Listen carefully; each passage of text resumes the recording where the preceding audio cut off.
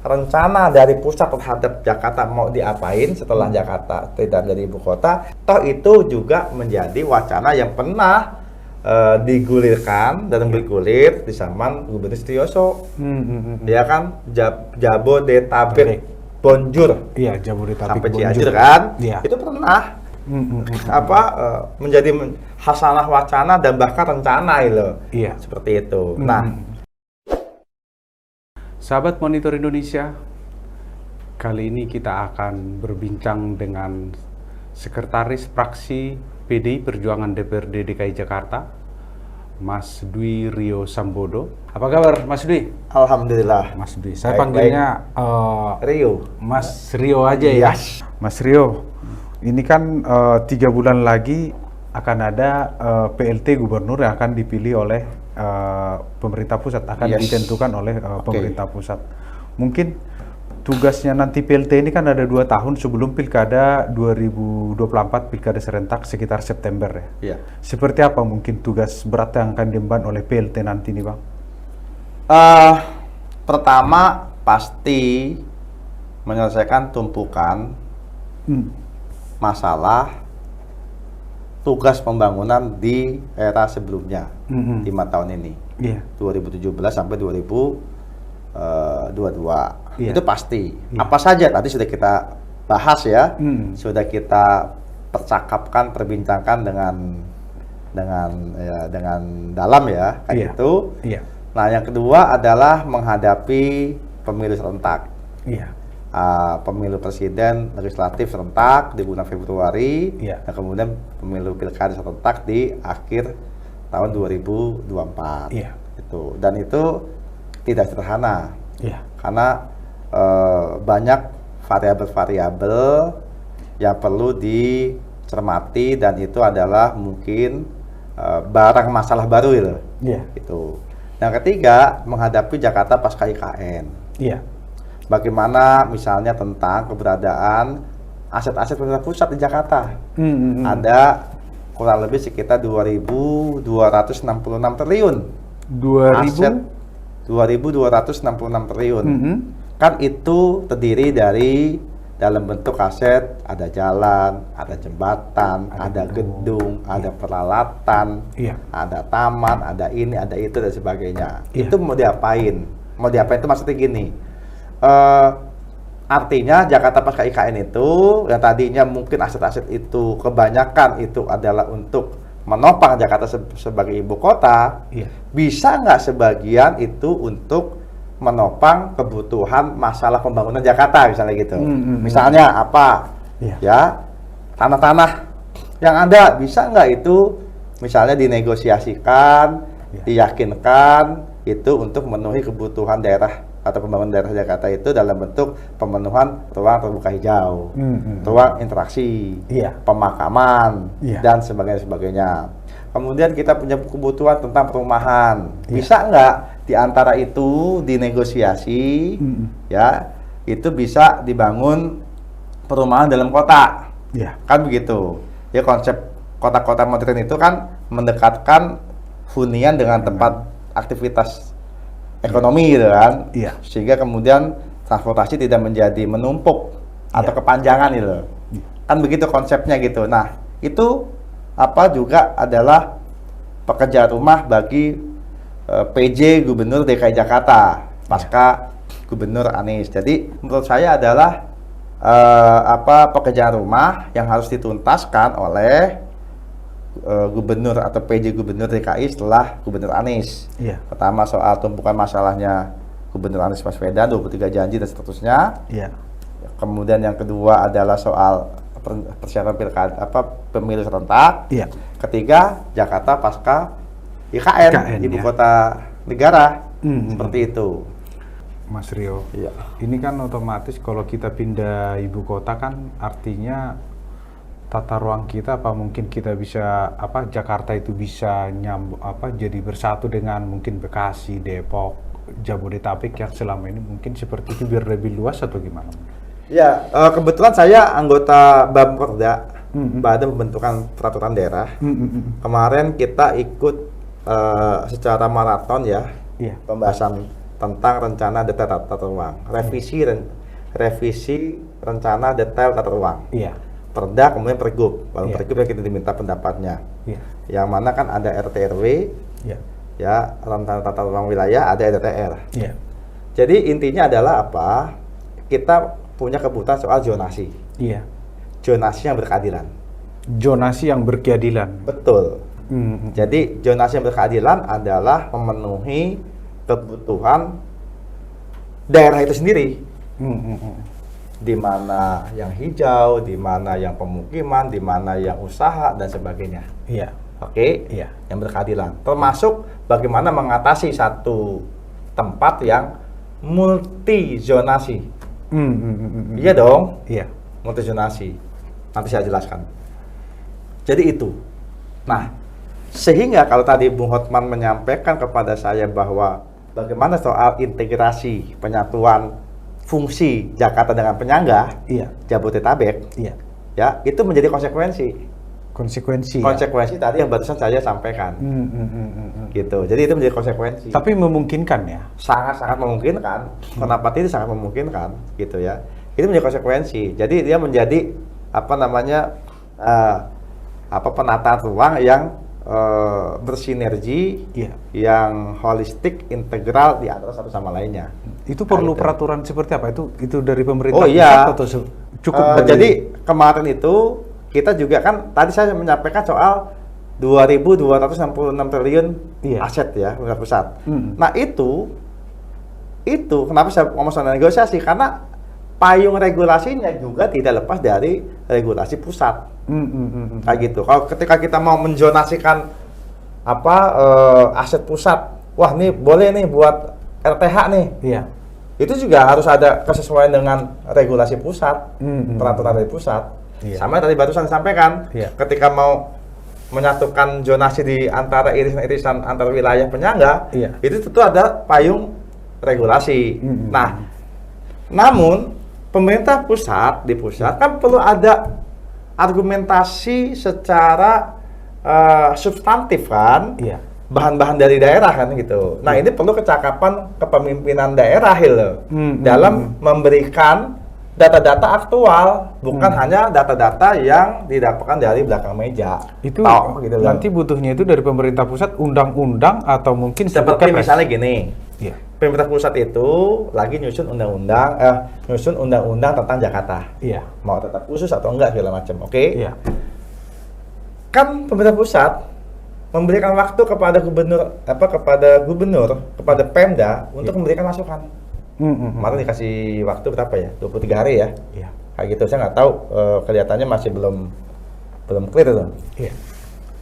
Nanti kasih masukan, bukan buat basa-basi, tetapi untuk memodifikasi dan mengkombinasi antara rencana dari pusat terhadap Jakarta mau diapain setelah Jakarta tidak menjadi ibu kota, dan bagaimana daerah atau Jakarta itu memberikan asis dan advis kepada pusat terhadap detailing zonasi dan detailing fungsi orientasi daripada daerah-daerah di Jakarta itu sendiri gitu. Termasuk daerah penyangga. Betul, termasuk daerah penyangga, termasuk bagaimana daerah yang Bekasi enggak, Jakarta enggak, itu ya ada gitu kan. Di beberapa tempat gitu. Iya. Wilayah kosong gitu maksudnya. Nah, itu kan perlu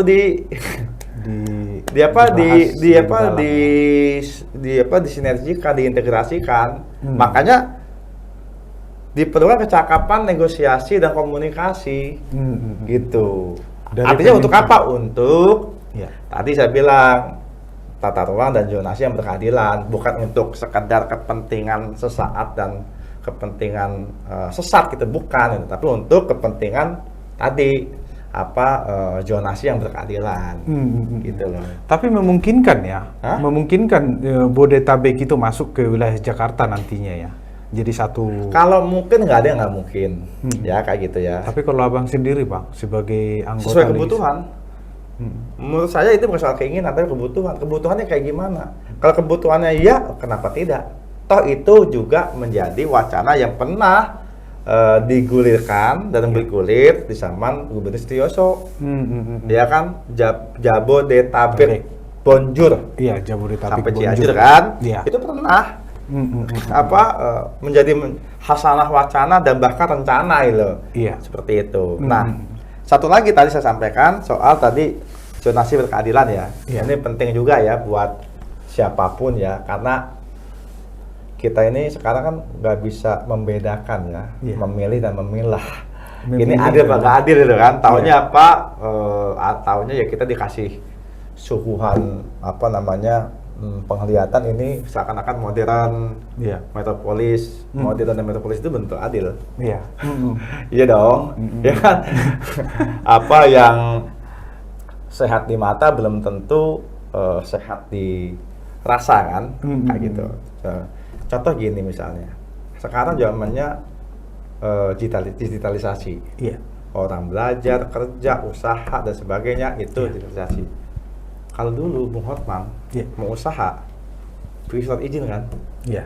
Surat izin di pos domisili dilihat ini tempatnya tempat ini buat usaha atau buat rumah gitu kan? Zona bisnis atau zona ini gitu. Sekarang banyak namanya usaha online di rumah. Iya. Pertanyaan saja tuh rumahnya itu zonanya zona apa? Zona pemukiman atau zona usaha? Iya. Artinya virtual lagi kan? Artinya ke depan juga konsepsi zonasi berkeadilan juga harus meliputi kebutuhan tentang itu. Nggak memungkinkan ada yang namanya zonasi vertikal satu tempat, ada tiga warna. Iya. Ada warna usaha sebagai hijau sebagai bisnis gitu loh. Ya gitu. Nah, jangan sampai kan peraturan itu kan sebenarnya untuk memudahkan manusia dengan manusia dengan alam. Iya. Kan begitu, alam dengan alam. Iya.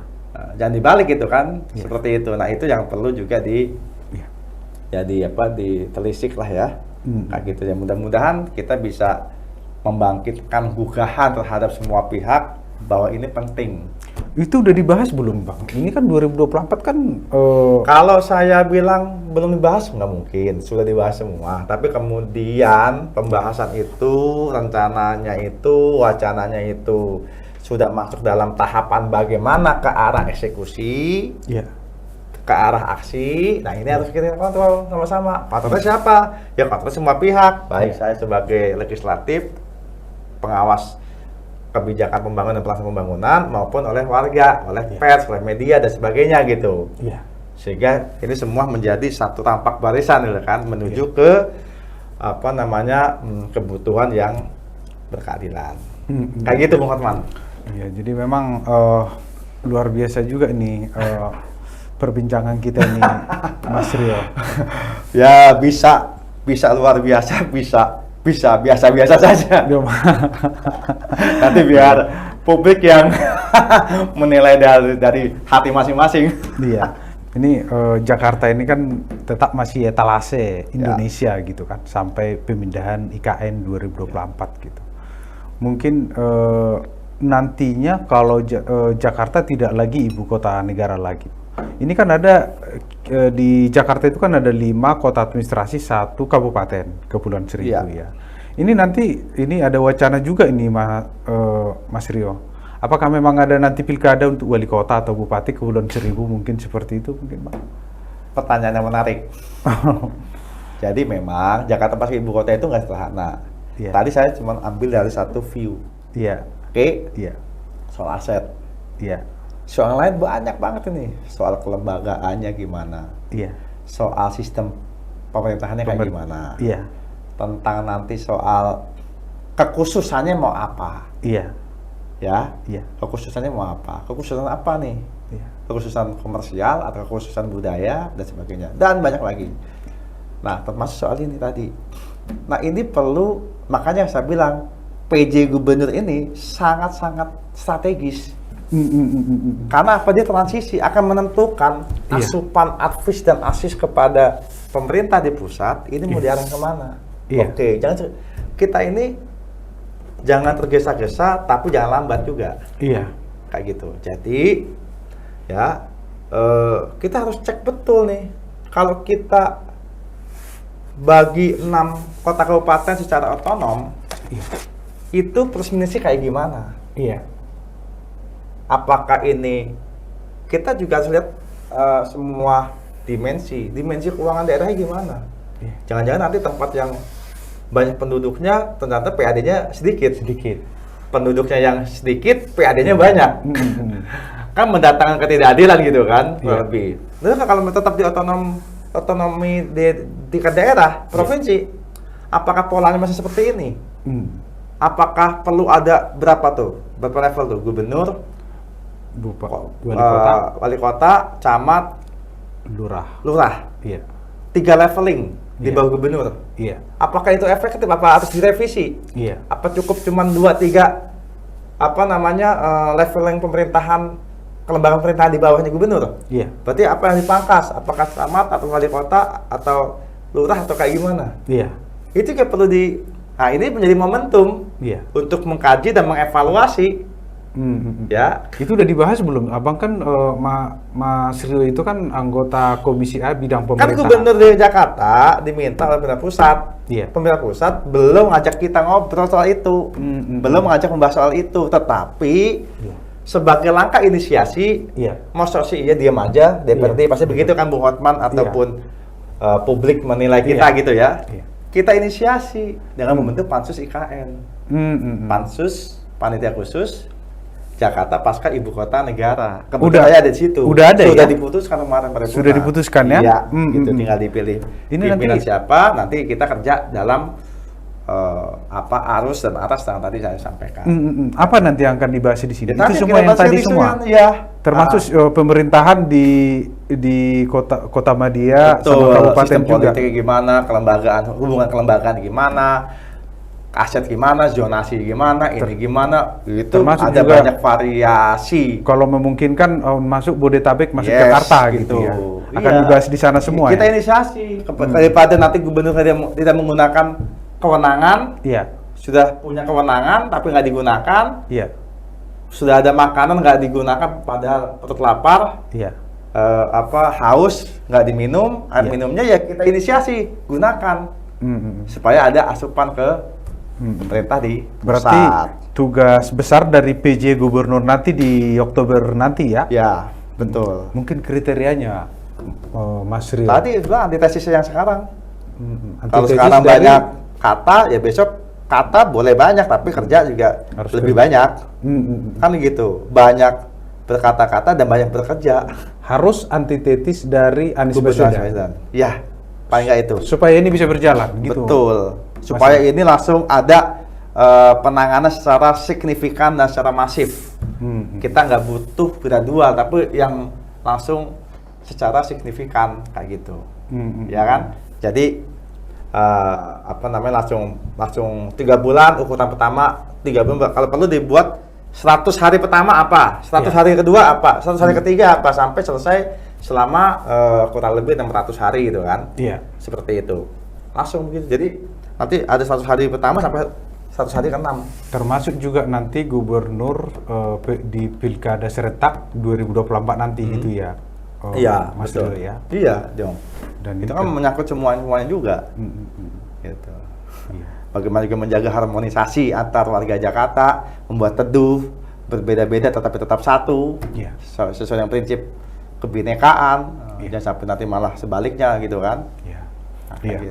Terima kasih Mas Rio. Oke, sama-sama Bung Hotman kehadirannya. Terima kasih juga atas kesempatannya. Sampai ketemu lagi di lain kesempatan. Terima kasih. Mas Rio. Sahabat Monitor Indonesia, demikian perbincangan kita dengan Sekretaris Praksi PDI Perjuangan DPRD DKI Jakarta, Mas Dwi Rio Sambodo. Semoga perbincangan kami tadi bermanfaat untuk kita semua. Sampai jumpa.